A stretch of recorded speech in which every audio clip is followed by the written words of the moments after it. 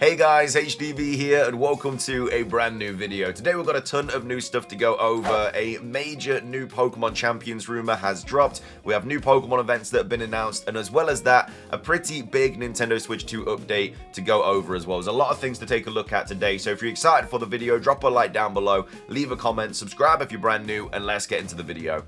So, starting things off, let's go over some new Pokemon events that have been announced. We have Latias and Latios coming to Pokemon Unite. We have Cerebi here tweeting out saying, Cerebi update, Pokemon Unite has confirmed that Latias and Latios will both release as playable Pokemon for the game's 4th anniversary. So two brand new legendary Pokemon coming to the Pokemon MOBA. And then we have a little bit of information about these two Pokemon from El Chico Eevee, who of course is basically the main data miner of Pokemon Unite in the community.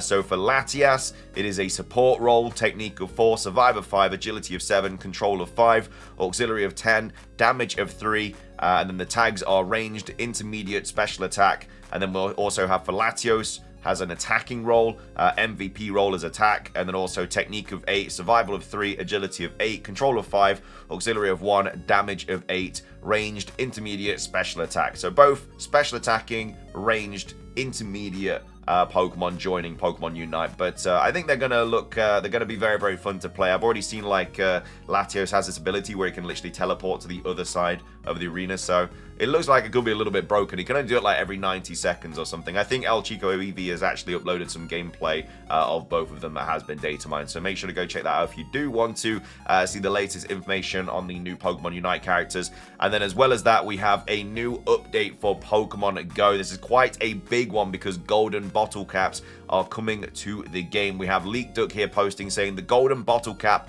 will be available for the first time in the Gold Deluxe Pass during the Ancients Recovered event in Pokemon Go.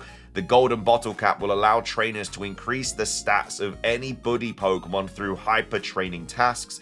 Trainers will have 365 days to complete hyper training. There will be different tasks to complete to increase the attack, defense, and HP of your Pokemon. And then there's obviously just a video about it there. But we do have a little bit more of an update about this as well from PLDH, saying Pokemon Go's hyper training feature has been detailed. Using a bottle cap begins a training program with a time limit of a year. Complete the tasks to raise the stats. But the first gold bottle cap will only be available through the Ancients Recovered Deluxe Go Pass, which is $20. So obviously it is paywalled because it's Pokemon Go, but it's $20 to basically get a Hundo IV Pokemon. I assume that's the case anyway. I don't play Pokemon Go anymore because I just really don't like the direction the game went. But I feel like even though it's $20, that's actually cheaper in the long run because I assume most people are going to be maximizing a Hundo Shiny. So they've got like a legendary Shiny that's like, I don't know, 14, 15 or something. They really want it to be 100% IV. Like how many raids would you have to do to get a perfect shiny Hundo legendary? Quite a lot, which might cost you more than $20, whereas you can just use this hyper training and then do it that way. Like, I mean, it's paid to win, I guess, or whatever, or pay to get the thing. I mean, it's Pokemon Go, so obviously that is the case, but it says other notable aspects of the bottle caps and hyper training. You can pick how much to raise a stat, and then caps expire. The first gold bottle cap will expire July the 6th, 11:59 p.m., regardless of whether it is claimed. So, yeah, I mean, I see both sides of the argument, but it's Pokemon Go, so obviously you're going to have to pay for it. But anyway, those are the latest updates for different Pokemon games. Moving on, we have a new Nintendo Switch 2 update to go over. This is all about these sort of MIG Switch cartridges, and apparently some interesting things have been happening to people that are trying to use them. So this is Go Nintendo tweet here, tweeting out saying, rumor, Nintendo is banning Nintendo Switch 2s using the MIG Switch cartridge. So avoid the ban hammer. So Nintendo has never been one to take piracy lightly, so it should come as no surprise that multiple reports are coming in that Nintendo is banning Nintendo Switch 2 systems caught using the MIG Switch cartridge. So in case you're unaware, I actually am, I have no idea what this is. The MIG Switch cartridge is, as the name implies, a cartridge that can be loaded up with Switch games. So it's very similar to like the R4 on the Nintendo DS basically. So I assume you just dump kind of the ROM of the Switch onto the cartridge, and then you put that cartridge into your Nintendo Switch 2, and then you can basically play all the games for free basically. But now it looks like Nintendo have kind of got a hold of the situation and are bricking Nintendo Switch 2s if they are using this cartridge. So these game can either come from a player's dump of their own legally purchased games or downloads of pirated games off the internet, the latter undoubtedly being what Nintendo hopes to counter.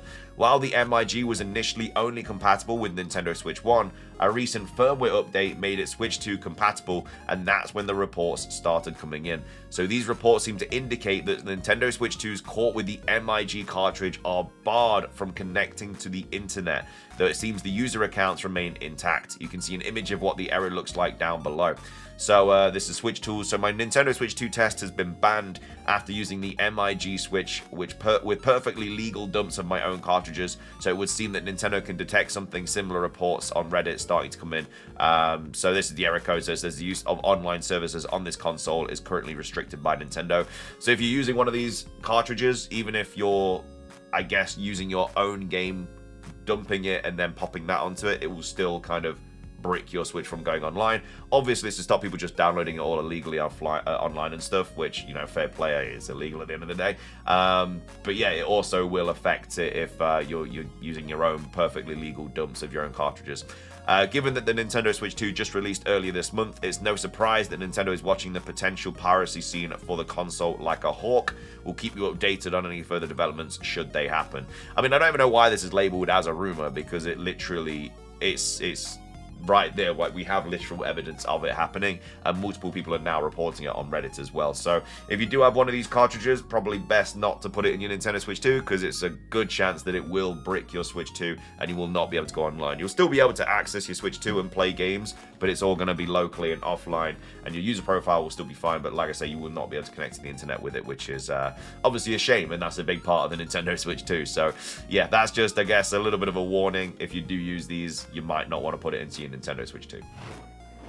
Finishing things off for today's video, we have a pretty big Pokemon Champions rumor to go over. This was posted yesterday on the 16th of June. It's titled Pokemon Champions, and it's posted by Anonymous. This was posted on 4chan, so as always, take it with a massive grain of salt. Very likely to be false, especially when the rumor is this big. We are most likely going to be getting some Pokemon Champions news next month during the July the 22nd Presents. But either way, this is apparently some more information about the upcoming game. So it says, I've been able to access to a trailer. I don't know if it's the next one for the next Presents on the 22nd, where they talk about Pokemon Champions. I'm here to share, but I can't attach any kind of image or video, which is, you know, obviously very convenient for this person that has apparently seen the trailer, but they cannot attach any videos or images. So they present Pokemon Champions as the new main game for the competitive format, because they want to detach a little bit, but the main games from the competitive format to be able to focus more on other ideas. So this is kind of the I guess the idea going around with this whole Pokemon Champions game. Like, people are expecting this to be the new competitive game, which it makes sense, because they've literally brought out or bringing out a competitive hub. Like, surely that would just be the competitive game, because yes, you're still going to have online battling and stuff in Generation 10 and whatever, but if they are bringing out a sole competitive game where VGC is there, all the gimmicks and stuff, like, you'd like to think that is going to be where it all takes place, because you can't have every gimmick in a Pokemon game. You know, in like Generation 10, you're not going to have Mega Evolution, Z-Moves, Dynamax, Gigantamax, and whatever gimmick Gen 10 has. Whereas in this game, you can have that, because it's been built to have all that. So I wouldn't be surprised if this is kind of the new norm at Worlds and stuff like that in the future, but obviously we'll have to wait and see. It says, talk about how having to create games thinking about the competitive aspect and the adventure aspect limited them when they are trying to expand in certain fields. So now they will have separate this aspect definitively. I mean, I'm kind of all for it if it means that they can spend more time. Like, they might just split the group up into like the competitive group and then like the actual kind of, I guess, the generation making group, where they can concentrate more on the story and the Pokemon and stuff like that, and then the competitive side of things will just be taken care of in Pokemon Champions. I would actually be okay with that, because everybody wins. If you want to play competitive, you download Pokemon Champions, which is free. You don't have to buy it. Obviously, you need a Nintendo Switch Online to play it, but then you could just get it on your mobile, and that, I guess that's still free. And then if you want to play the story and stuff, then you just go out and get the Generation 10 game or whatever. So I think everybody wins in that sense. We just don't know how long it'd take for like the newer Pokemon to kind of get incorporated in Pokemon Champions. But then you'd still have online battling and stuff in Pokemon Generation 10. It says, in Champions, we will have a roster of more than 300 species at the start, among which we will show some Pokemon like Greninja, Blaziken, Gardevoir, Pelipper, Charizard, and Tyranitar. I love how they're just like all pseudo-legendaries or Pokemon with Mega Evolutions and starters and stuff, and then it's just Pelipper. Some more are seen in passing, but no legendaries or mythicals. And then it says, the game will feature a small story mode for players less familiar with the competitive scene that can understand it in a simple way to show how the double battle system works, among other things. Yeah, I mean, they probably will have like some small tutorial thing just so you can kind of like... They'll have like we know they've got casual and ranked and stuff like that. So yeah, it'll just be a way to kind of like, I guess, get you slowly into it. And then more details about this mode will be revealed in the future, and they promise that it'll be interesting and entertaining to play even for veterans. And then they go on to say, they go to talk about the fights, and here's all the interesting stuff in the video. So we have new moves coming to Pokemon Champions. Dark Terrain, which increases the power of sinister moves and cancels flinch and speed drops. Grimace is seen using it. And then we have Laughter, which is an ability or a move, saying distracts the opponent so that during the turn they can't make status moves. Whimsicott is seen using it. I mean, I don't know if they're ever going to make a move called Laughter, but each to their own. And then it says it will be possible to use different mechanics such as terrestrialization or Mega Evolutions. They do not mention anything about Z moves or Dynamax, but only one per fight. They give the example of Charizard Y and Garchomp terrestrialization Earth, so obviously ground. I mean, it looks like we will have Dynamax and Gigantamax, because the stadiums that we saw, the kind of Pokemon are battling in Pokemon Champions, it looks big enough for a Dynamax or a Gigantamax Pokemon, so I'm very confident we'll have that. I mean, like I say, it's going to have every gimmick, in my opinion, because if you're going to have Mega Evolution and Terrestrialization and very likely Dynamax and Gigantamax, you're probably going to have Z moves as well. Like, I don't know why you would just leave that out, especially when it is the main competitive hub of Pokemon. So I think every gimmick will just get added to it. Is very, very likely to be the case. The available Pokemon and some mechanics will be changing in each regulation to give more diversity to the competitive format and the opportunity to certain Pokemon. I mean, at the end of the day, with Pokemon Champions, they need to get every Pokemon in as quick as possible, because if there's only 300 at the start, and let's say they add in like 100 every 6 months or whatever, or 3 months, like there's just going to be a pure meta every single time, because if you have a Pokemon that can only really be defeated by a certain Pokemon because it's like that broken or whatever, and that Pokemon's not in the game, then it's just going to run riot and just own the meta until that Pokemon is added to the game. So they need, for the big competitive game, every Pokemon in, because then you can literally, every battle, you don't know what you're going to go up against. Like, yeah, there are obviously strong Pokemon that are used, like, you know, Incineroar or whatever with Intimidate is used a lot, but in the grand scheme of things, people will then prepare for that, and they'll bring things that are very good against Incineroar, and maybe not everything that's good against Incineroar would be in the game from the get-go. So, like I say, you need to add everything in as soon as possible, in my opinion. It says, regulation system. For the first time in Pokemon, certain moves or abilities will be modified to adjust possible imbalances.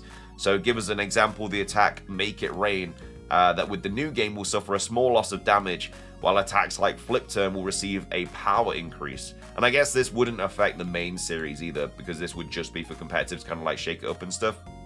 And then as for skills, so abilities, they say that for the moment they can't share the changes, but that they will be updated on the Pokemon Champions page in patch notes.